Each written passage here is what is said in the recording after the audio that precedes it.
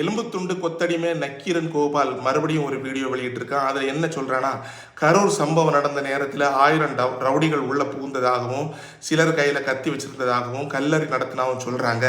ஆனால் இது எதுக்குமே ஆதாரம் இல்லை.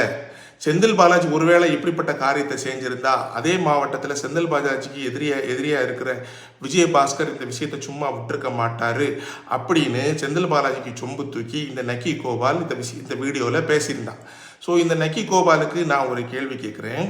இந்த கரூர் சம்பவத்தை பற்றி ஏற்கனவே வழக்குகள் போயிட்டுருக்கு. அதாவது நீதிமன்றத்திலையும் வழக்கு இருக்குது. இது இல்லாமல் எஸ்ஐடியும் விசாரணை குழுவும் இதை விசாரிச்சுட்டு இருக்கிற இந்த நேரத்தில் யார் குற்றவாளின்னு இன்னுமே முடிவு செய்யப்படலை.